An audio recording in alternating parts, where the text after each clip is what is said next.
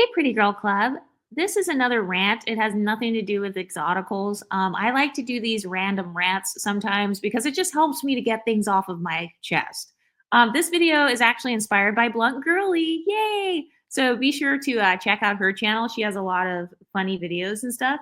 But this is going to be my version of extremely unpopular opinions. So some of you guys commented on my other videos kind of similar to this. You wanted me to like do more of these shit talking videos. If you're easily offended, you probably shouldn't watch this because I guarantee I'm going to say something that offends people. But that's okay. I like to hang out with people who have different beliefs than me. So I hope that you don't like judge me based on what I say. Okay, so unpopular opinion number one. If you're easily triggered and offended, why are you on the internet? The internet is a very diverse place with people from all over the world, people of different mindsets. So it's like, I never understood why these people who have all these traumas or like they're easily triggered, they're easily rage baited, why would you come to the internet of all places? That's the one place where you're going to encounter thousands of triggers. Like, if something triggers you, wouldn't you want to get off of it? That's unpopular opinion number one. Number two, Michael B. Jordan is unattractive to me. I don't find him attractive. No offense. You know, I know some of you guys are gonna pop off in the comments, but I never really saw the hype. I feel like culturally, he comes off multicultural, which is good, but his actual face, I, I'm trying to figure out a way to say this, but like, I just never thought his actual face was anything that stood out to me. So, you know, no shade to you if you have Michael B. Jordan's features. This is not about their features or color. It's more so that I just never reacted in the same way that other women reacted to him when he first came out on the scene. I was never like, oh my God, oh yeah, that guy's so cute. Yeah, I'd never reacted to him like that. It's because there's something about his mouth. He just always looks like he's wearing a mouth guard to me. And if that's how your mouth is shaped, I mean, that's fine. But you know how guys play football and then they wear that thing in their teeth? It looks like a retainer thing. He looks like he's always wearing that. And I feel like if he had veneers, I think that maybe they did his veneers a little bit too thick or something because that look, it's the first thing I notice whenever I look at him. So that's an unpopular opinion number two. He's not attractive. Number three, Idris Elba is not attractive to me. He literally just looks like somebody's uncle standing outside of the convenience store to me. I'm sorry. I'm sorry. I just never saw the hype either. I'm not saying these guys are ugly. I think that there are plenty of women that think they're like attractive and stuff. But yeah, Idris Elba, he just reminds me of like that uncle at the cookout that's always wearing a wife beater and like baggy shorts. That is how Idris Elba appears to me. He just looks like everybody to me. But I will say something that I have done in the past. I do sometimes mix up unambiguous dark skinned black men with each other. So I know that's bad, but I think it's because of my cultural background. I didn't grow up around a lot of unambiguous black men. So when I see a room full of 50 unambiguous black men, I may not be able to pick out which one looks different than the others or whatever. Like I'm very bad at that. So Idris Elba, yeah, I just never saw the hype. Number four, Morris Chestnut is not attractive to me. Sorry. I just think he's a tall, buff, dark skinned guy. He has like a goatee thing. So maybe it's the body. Maybe that's what a lot of women are looking at. But again, I just feel like a lot of unambiguous guys have a similar look, which makes sense because they have similar features. But like I said, I think it's because I didn't grow up around so many unambiguous men that I am not very good at kind of pinpointing, oh, okay, well, this guy is more attractive than this other guy. And then this guy has this. No, maybe I'm just not good at it. But yeah. Number five, if a guy has a low fade or a buzz cut, he is an incel, a corn addict, or he's going to be abusive. Okay, if he's got one of these haircuts right here, so the low fade with the 360 waves, incel. If he's got the buzz cut, he's going to be abusive. If he has any of these haircuts pictured on the screen, I just automatically am going to assume, oh, okay, he's one of those red pill incel types of guys. If he's got a man bun, if he has a braided up man bun or like a passion twist man bun, he's going to be an absolute misogynist. Yes, that's my stereotype. That's my unpopular opinion. You know, Jonathan Owen, Simone Biles' husband, if he has that hairstyle, It's giving misogynist. It's giving red pill. I don't know why I just kind of stereotype, but yeah, that's my unpopular opinion. It has never served me wrong. Number 6, I am not attracted to men who look at porn while they're in a relationship with me. What is the benefit of me dating a guy who masturbates to other women or men or children or animals? Like, seriously, what is the benefit of that? How does that benefit me? From a logical standpoint, why should I dedicate my life to someone who can't even dedicate their dick to one person? Why should I be faithful and loyal and, give him all of my emotional energy, give him all of my like sexual energy and all that? Why should I do that when he cannot reciprocate that?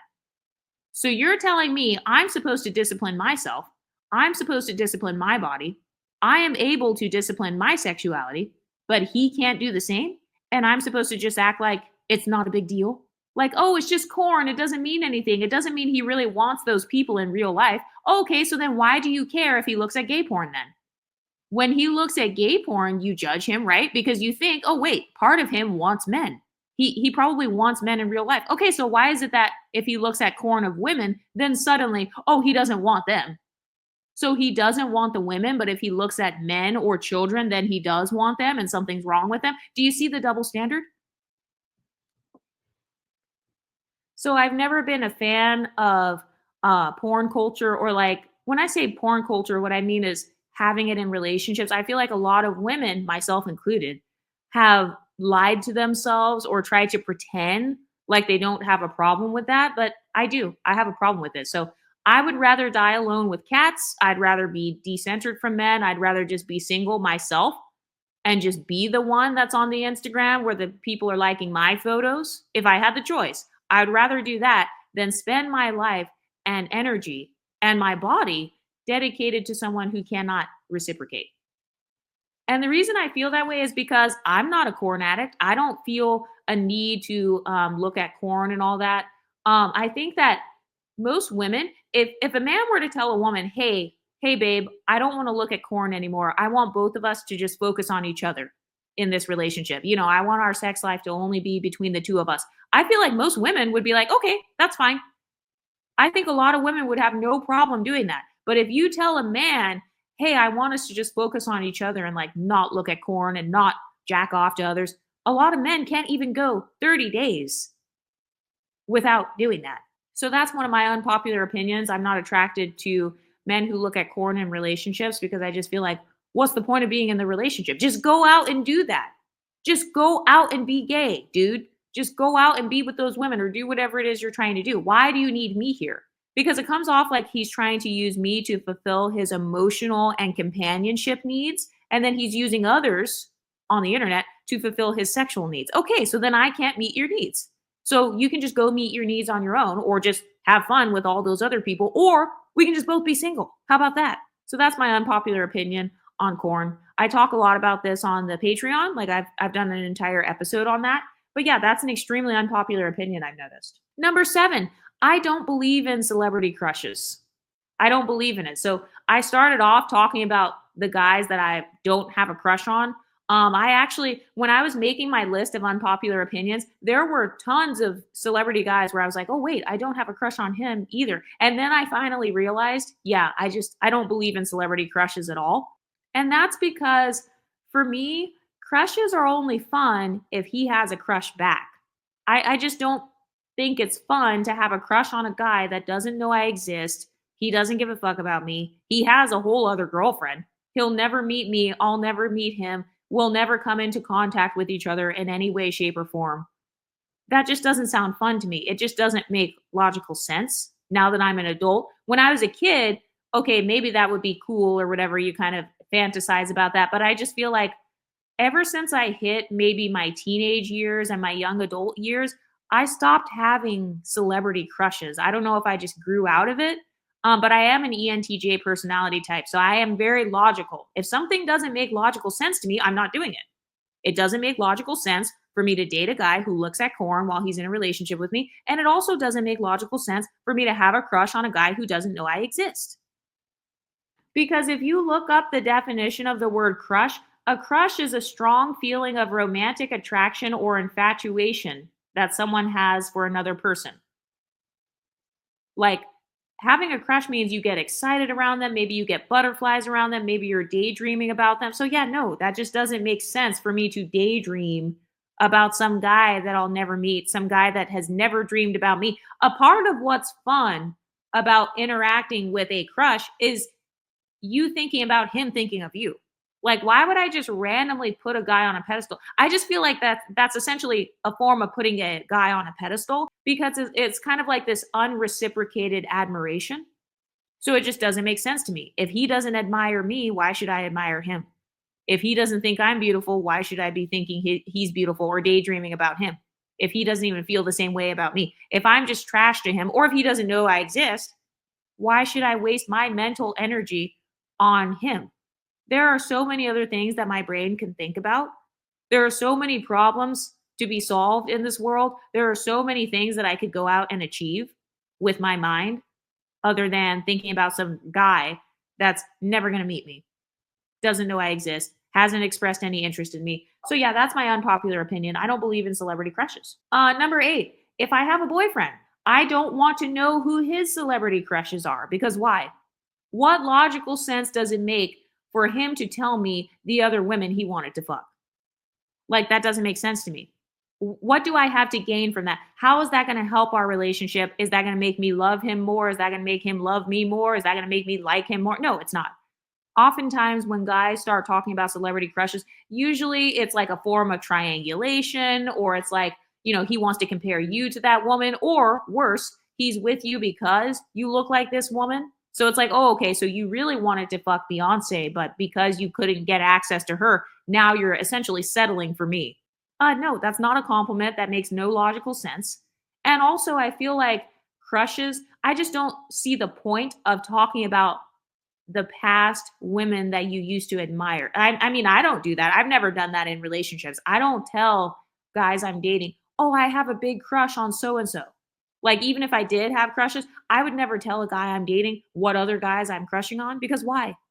There's just no point. I just feel like it's not a good conversation topic. There are so many other things you could be talking about to kind of build your relationship. So for me, it takes away the fun, it takes away the flirtiness, it takes away the sexiness because now I'm imagining him fucking someone else. I'm imagining him daydreaming about another girl. So yeah, that's going to completely kill my attraction to him.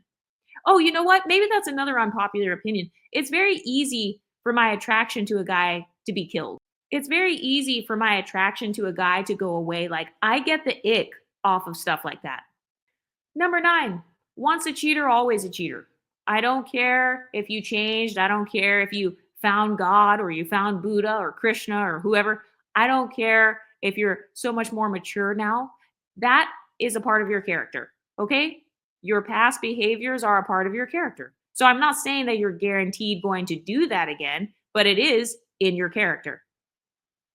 Everybody has bad aspects of their character. So if you've ever lied, if you've ever stolen, or if you've ever, I don't know, thought you were superior to somebody else, just like how those things are a part of your character or they're a part of your past, the same thing goes for cheating. So why is it that if somebody's like a scammer or they have a history of being a scammer, it's okay to take that into consideration? Like, oh, he was a scammer. You may want to watch out. You may want to put your guard up a little bit. But suddenly, if a guy used to be a cheater, oh no, you should just trust him. Don't put your guard up. He's changed. He's different. No, once a cheater, always a cheater. And that leads me to my next point, number 10. People change, but not that much. Okay, they just suppress who they really are depending on their environment, including myself. This is true for everybody.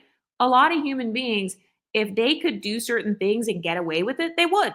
Like, if I could rob a bank right now and get away with it, I would. A lot of people would. If I could rig the lottery right now and get away with it, then I would.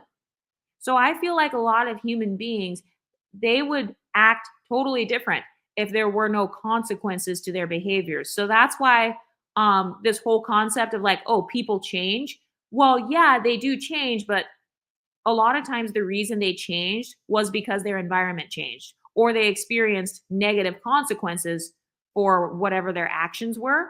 And so they just stopped doing those actions. It's not that they're suddenly just this totally different person with a totally different mind. No, not necessarily. Their past still affects who they are today. And that's another thing. The past does matter.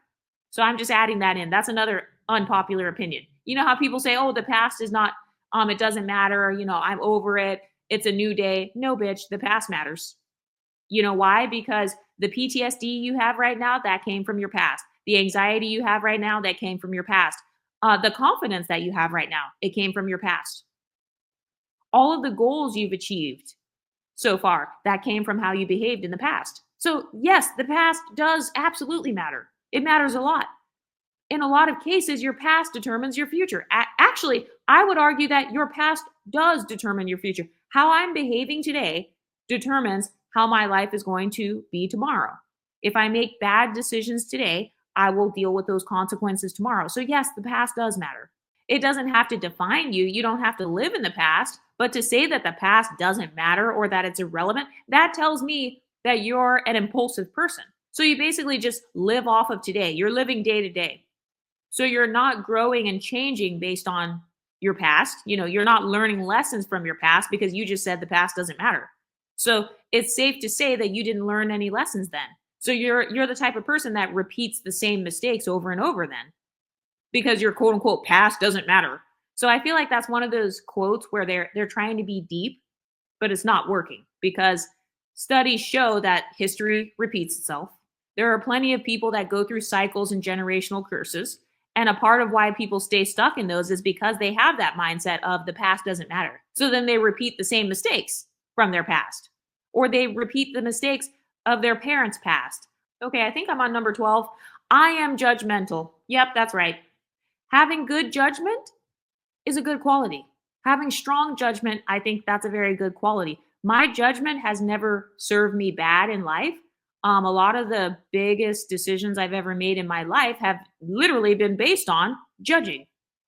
And obviously, I'm an ENTJ. So judging is a part of my actual personality type. Same with like if you're an INTJ, ESFJ, INFJ. If you have a J in your personality type, it's okay. You're judgmental. It's all good. I think that there is an advantage to being able to judge something, especially if you're able to make snap judgments. What is intuition? A lot of times when people talk about being intuitive or like you have a gut feeling, what is a gut feeling? That's just a slang term for you judging someone on the spot. That's a slang term for judgment. You're judgmental. Oh, I'm intuitive. No, you're just trying to make a spiritual term to make it sound better. No, you're judgmental. Being judgmental does not always have to be a bad thing because you could also judge someone as a good person. You could judge someone as being nice and then maybe you're nice to them. So I think that being judgmental, it gets a bad rep.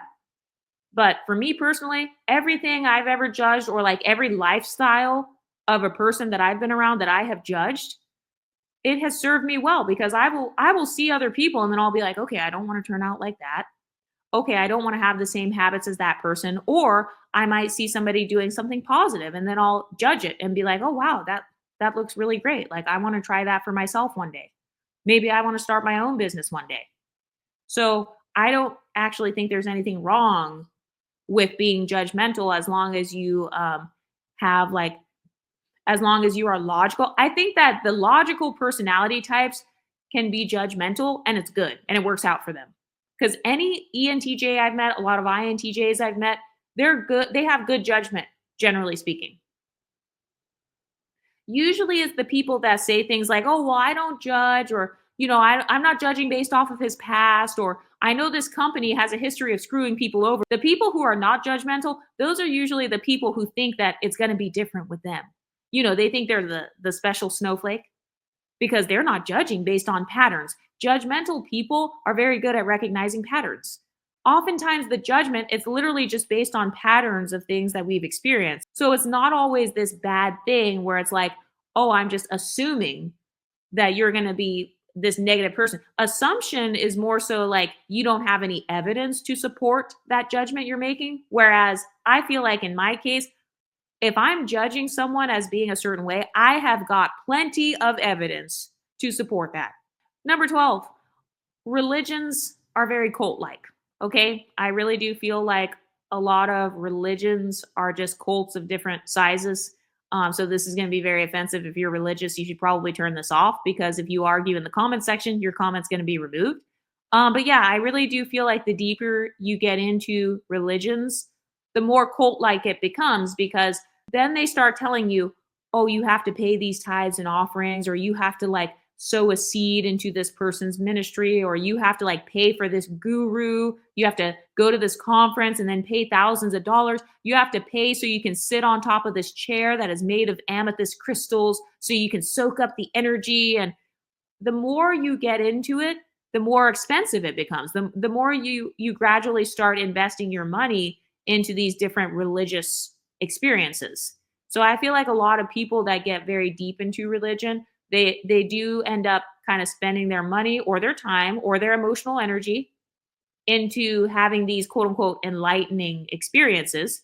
And oftentimes they just get screwed over because it's just one big Ponzi scheme with one guy at the top. You know, maybe there's a certain cult leader, or if there's not a cult leader, there will be a certain god that they're worshiping. And then like whoever the pastors are or whoever the gurus are or the temple leaders, of course, those are the ones who are perceived as being closer to said god.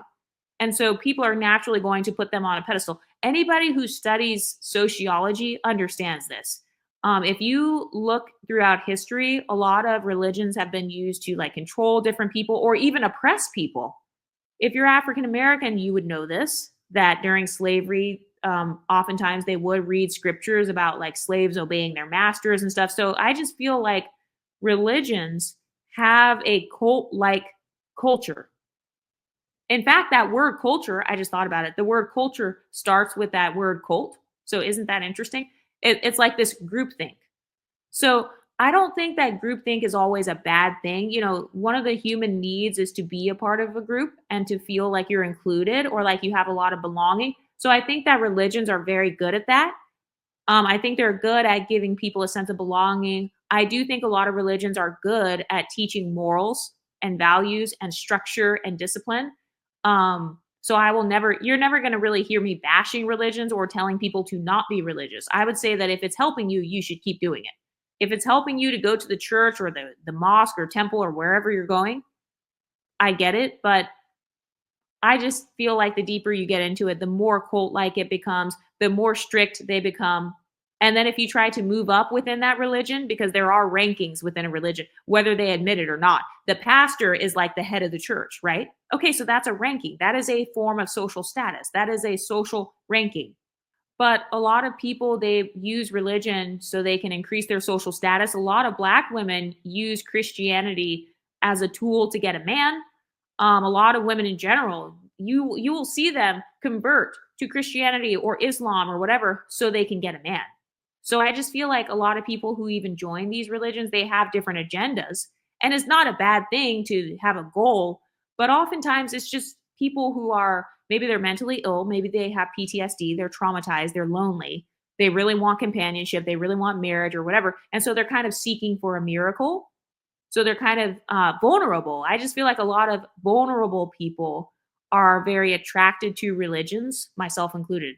I'm speaking from experience on all these things. So it's like you're attracted to all these different religions or spiritualities because you're hoping that this will solve your powerlessness. A lot of people who go into religions, they felt powerless in one way or another. Maybe she felt powerless when it came to the dating market. So then she became Muslim and stopped wearing makeup so that she could like attract a husband because she just felt so powerless. She didn't have any social power in the dating market, or at least not to attract the man that she wanted. So that's why she converted to Muslim or Christianity or whatever, because she's hoping that this will give her kind of that extra boost of power or maybe status that she needs so she can finally attract her Prince Charming. I know that's the case for some people. For others, it's poverty. So they still feel powerlessness, but it's in the sense of finances. So they're hoping that if they manifest, I see a lot of new agers.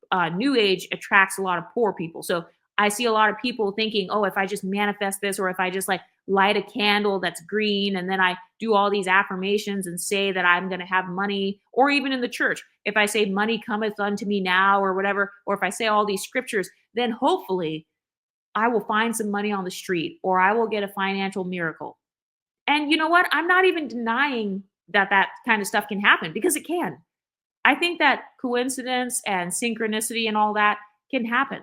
but I have noticed that there is definitely a cult-like mindset of religions, and just the deeper you get into it, the more devout you are in it, the more rules you end up having to follow. Because, for example, even if you look at the women who do like witchcraft and all that, even those women, they'll be like, "Oh, you can't curse people or you can't do the root work this way. You have to get an item and then put it in the middle of a circle. Then you have to light these candles or whatever. Otherwise, it's not going to work." So, do you see all those rules? Do you see all of those like restrictions and limitations? But I will say though, my personality type naturally doesn't really like rules. I like to break rules because I'm an ENTJ. So I naturally I just go against rules. I have a little bit of a rebellious side to my personality. So I think that some religions they may be more desirable to people of certain personality types. So I'm not speaking down on you if you have a religious background. I mean, I still listen to religious music sometimes. I still read books that are written by a religious person. But yeah, that's just my unpopular opinion is that religions in general tend to be very cult-like. Number 13, if dating is stressful, you must be doing something wrong. I'm sorry, that's just my opinion because okay, well, I'll just say if you're casual dating and you're stressed out, something is going wrong. You're not casually dating. You're seriously dating so you can find a husband or you're putting some sort of pressure on that man or on that relationship. You're kind of going into it expecting a certain outcome. So then when you don't get that outcome, you're disappointed. So I just feel like, okay, if dating is stressful, then why do it? Just don't do it then. Don't come online and complain about the dating. Just maybe you should just not do it, or you have to maybe change something about your mindset. Because when it comes to casual dating, I've never had this stressed out type of mindset. I feel like a lot of the stress of dating comes from fear of rejection, expectations, and pressures that you put on yourself or him, or maybe comparison, kind of comparing your dating life to somebody else's. And she got to go to a five-star restaurant, you went to a one-star restaurant, and then you paid for the meal. So I just feel like dating should be something that's fun. That is my unpopular opinion. A lot of women, they seem to view dating as, I don't know, it's almost like they're interviewing husbands. And I guess if that works for you, you should definitely do that. But if I was stressed out about something, I would not partake in it. I wouldn't participate in it. And I feel like a lot of women's stress from dating comes from fear of rejection. Maybe they are unable to be vulnerable. A lot of women who are raised in their masculine side, so women who are maybe raised by single mothers, maybe they were raised by stressed out mothers and fathers, women who are in survival mode. These types of women who are not carefree, I feel like those are the ones who suffer the most in like dating because you're already not carefree. You naturally have a high, strong, stressed out personality. So, yeah, of course, it's not going to be fun for you because you have a hard time being vulnerable because every time you've been vulnerable in the past, you got screwed over. So, there's no such thing as having a positive dating experience without some form of vulnerability because you're being vulnerable. You're putting yourself out there, you're putting your emotions out there. If you end up talking about your emotions or whatever, you're kind of exposing yourself because you're discussing your past or you're talking about your background. So I feel like the women who get stressed out about these social interactions, kind of these co ed social interactions, like going out to a dinner, if that's stressful, just don't do it.